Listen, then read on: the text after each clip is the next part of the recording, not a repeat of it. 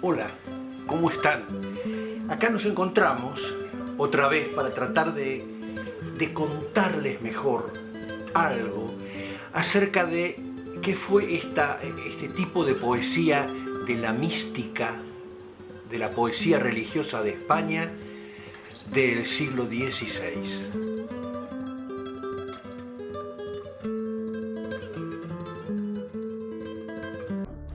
Bueno, nosotros nos encontramos ahora con Santa Teresa de Ávila o Santa Teresa de Jesús.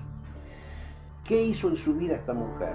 Bueno, pues esta mujer se sintió muy conmovida, muy conmocionada por lo que era toda la vida religiosa.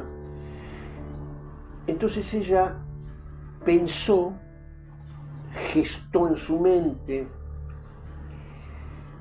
una forma de vida de en este caso de las monjas, que distaba un poco de la que ella veía que se estaba viviendo en España, que una persona que se dedicaba a la oración no tenía que tener las riquezas y las bondades de la vida mundana como tenían muchas monjas. Inclusive piensen ustedes que esto ocurre, por ejemplo, si estás en Madrid, vas al monasterio, fíjense ustedes qué contradicción, de las descalzas reales. Es decir, pero ¿cómo? ¿Eran carmelitas descalzas? Y no eran carmelitas descalzas. Eran las hijas de reyes o mujeres o reinas que habían quedado viudas, pero eran reinas consortes, es decir, ellas no eran reinas titulares. De pronto el hijo o la hija era el rey o la reina y ellos habían quedado viudas.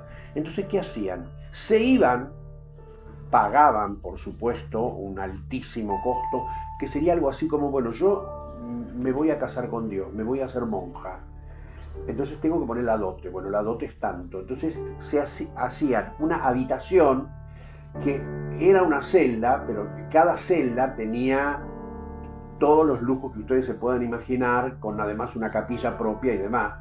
Entonces, y formaban parte de la vida religiosa, hasta por ahí nomás.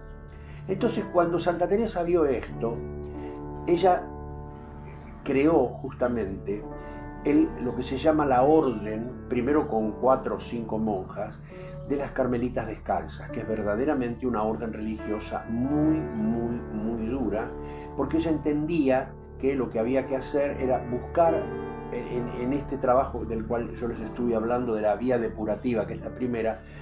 Ella entendía que también tenía que estar la mortificación del cuerpo, que había que hasta despojarse de los dolores corporales. Y entonces ella viajó a Vaticano para poder hablar con el Papa y crear esta orden. Y decía además que estas órdenes, estos conventos donde estaban las carmelitas descalzas, justamente esto tiene que ver, las carmelitas por el Carmelo, porque lo que yo les dije del Cantar de los Cantares tiene que ver con la subida al Monte Carmelo. Por eso son carmelitas, subida al Monte Carmelo para encontrarse con su amado, que es Dios. Es decir, para poder hacer ese camino de ascenso al Monte Carmelo, de ahí lo de carmelita, hay que despojarse de todas esas cosas. Y decía que no conviene que las congregaciones de estas monjas sean de muchas personas, que lo mejor es que sean de pocas personas, donde se puedan conocer, donde puedan orar juntas y donde puedan, si es posible a través de la oración, justamente depurar su espíritu y dejar todo para el resto de la gente y ayudar en todo lo que puedan, pero poca gente. Y así fue aceptado.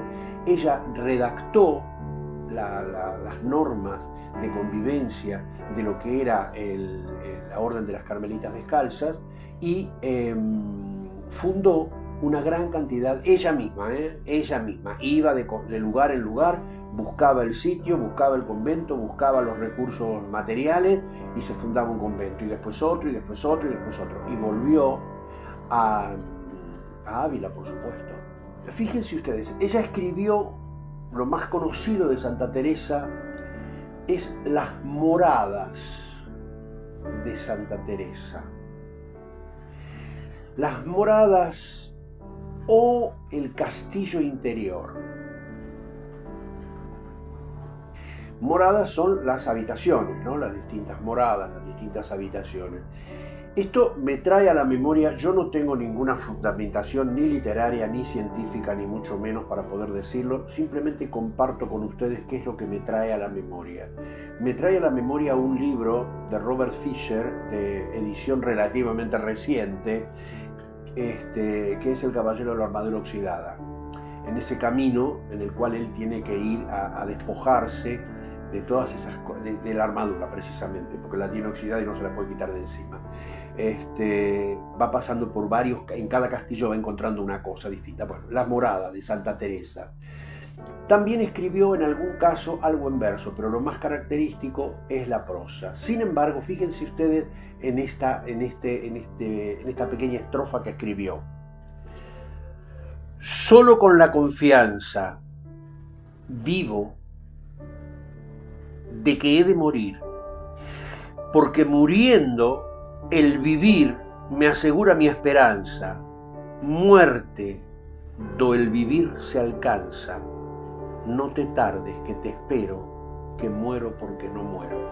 Ella lo que está diciendo es que quiere que llegue, ella piensa, en principio, que la única forma de que su alma quede libre es que se muera, antes de vivir la experiencia del éxtasis que luego se la vio. Hay personas que fueron testigos que vieron que ella ha vivido esa experiencia.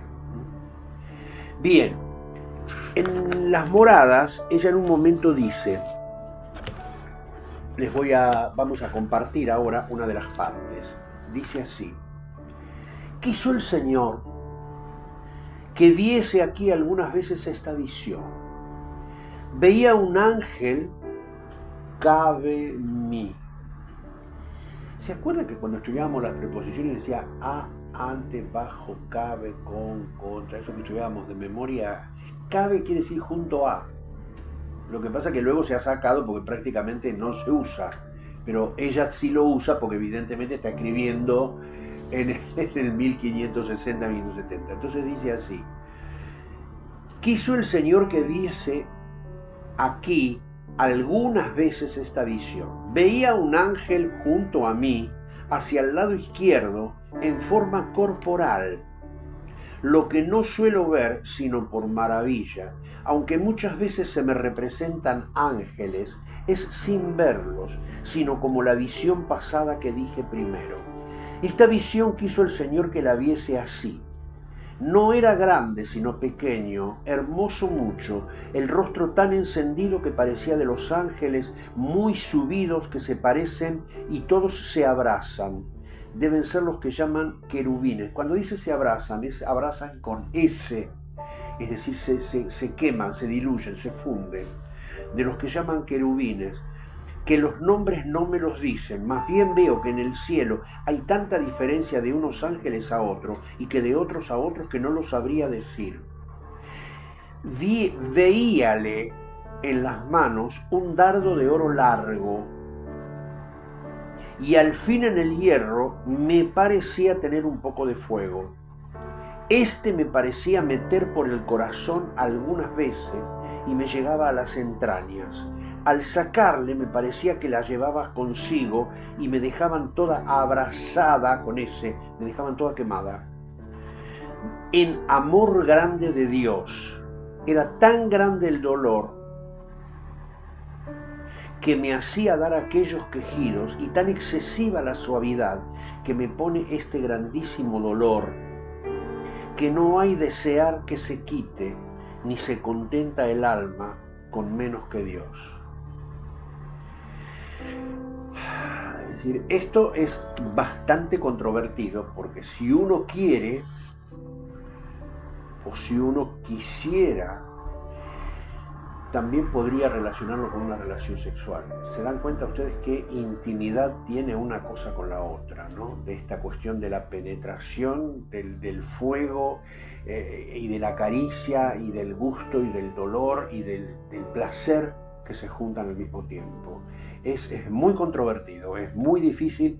Por eso yo les digo, era para contarles mejor, pero es muy difícil contar mejor esto y sobre todo creerlo. Tal vez eso sea lo más difícil. Y otra de las partes dice: mirad que de muy pocas cosas se abre puertas. ¿Se acuerdan el golpear la puerta? El abrir la puerta, ¿no? Mirad que de muy pocas cosas se abre puerta para muy grandes cosas, y que sin sentirlo se os irá entrando el mundo. Acordaos con la pobreza y el trabajo que se ha hecho, lo que vosotras gozáis con descanso. ¿Ven lo que dice acá? Es decir, obviamente, para gozar el descanso, ¿qué tenés que hacer? Primero tenés que cansarte, tenés que trabajar, tenés que esforzarte. Entonces después disfrutas más el trabajo, ¿no? Y esto nos vincula inmediatamente con las lecturas sagradas, que son las bienaventuranzas. Bienaventurados los que...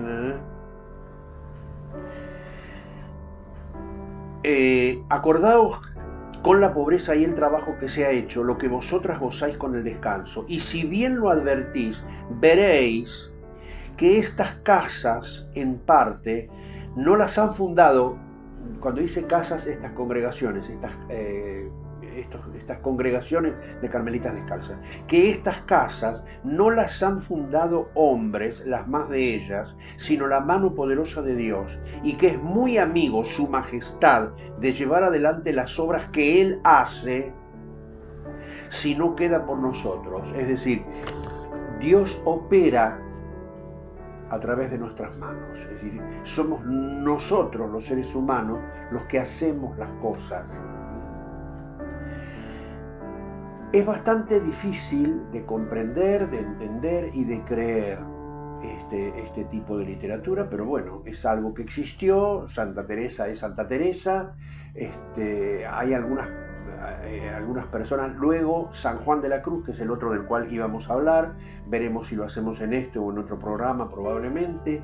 Se han hecho pinturas de ella, cuadros que la recuerdan, y efectivamente existió y está enterrada, es decir, no es invento. Por ahí es difícil creer lo que ha pasado, pero la Iglesia lo ha comprobado, lo han comprobado testigos, y por ese motivo ha sido declarada santa. Entonces, existen, como les decía, algunos poetas, en este caso Fray Luis de León, que pasaron por la primera etapa, pero les faltó pasar por las dos etapas siguientes para llegar a la última y definitiva, que es la etapa unitiva, que es la etapa del éxtasis, que es la etapa de la unión del alma humana con el alma divina. En estas moradas o castillo interior, Santa Teresa trata de poner en palabras ese estado de éxtasis, que es verdaderamente muy difícil. Otro fragmento que es interesante es cuando ella trata de describir haciendo comparaciones y contactos con la naturaleza y tratando de explicar para que entiendan las otras personas lo que está queriendo decir. Ella habla en principio les voy a leer un fragmento. Entonces está hablando de un manantial, de una fuente muy caudalosa, que evidentemente se refiere al agua, ¿no? El agua, la esencia de la vida, es decir, que es Dios, ¿no? Dice: de esta fuente caudalosa salen arroyos. Fíjense ustedes, unos grandes, otros pequeños, y aún algunas veces charquitos para niños.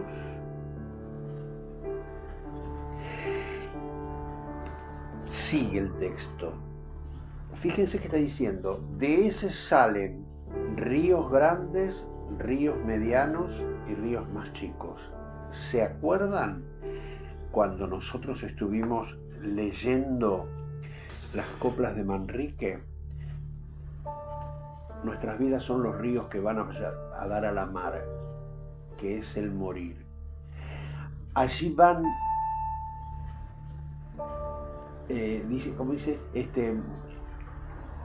allí los ríos caudales, allí los otros medianos y más chicos. Allegados son iguales los que viven por sus manos que los ricos. Fíjense ustedes cómo ella vuelve a hablar acá esta imagen o esta idea. ¿Qué quiere decir? Que evidentemente Dios llega a todos y cada uno cacha la parte que puede y entiende la parte que puede y le llega la parte que uno está dispuesto o está preparado a escuchar o a entender o a captar o a aprovechar. Entonces dice que parece que a aquellos les basta, los que están muy en principio de la virtud. Así que hermanas, porque ella se está refiriendo, todo esto se lo cuenta a las hermanas que forman parte de su congregación. Hermanas, no tengan miedo de morir de sed en el camino. Nunca falta agua de consolación. Tan falta que no se pueda sufrir. Y pues esto es, tomad mi consejo y no os quedéis en el camino, sino pelead como fuertes hasta morir en la demanda, pues no estáis aquí a otra cosa sino a pelear, y con ir siempre con esta determinación, antes morir que dejar de llegar a esa fuente. Si os lleva el Señor sin llegar a ella en esta vida, en la otra os la dará con toda abundancia. Beberéis sin amor que por vuestra culpa os ha de faltar. Plega, quiera, el Señor que no nos falte su misericordia. Quiera el Señor que no nos falte su misericordia. Y en la morada séptima, que es la última ya, dice: y esto pasa con tanta quietud y tan sin ruido, todo lo que el Señor aprovecha aquí a el alma y la enseña, que me parece que es como la edificación del templo de Salomón, a donde no se había de oír ningún ruido, ansí en este templo de Dios, en esta morada suya, solo Él y el alma se gozan con grandísimo silencio. Fíjense ustedes que esto está íntimamente ligado al amor humano, al amor que vivimos nosotros, el goce espiritual, inclusive posterior al acto sexual, ¿no? Esa especie de calma y esa especie de plenitud que gozan los amantes.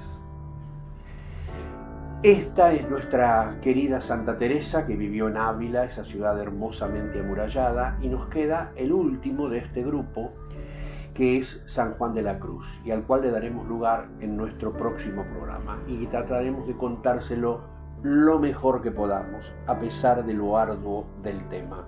Muchas gracias y nos encontramos en la próxima semana. Si querés colaborar económicamente con este programa, podés donar desde Argentina al alias angelus.producciones, cuenta de PersonalPay, o desde cualquier parte del mundo a la cuenta de PayPal usando el usuario AngelusDomini90. Muchas gracias.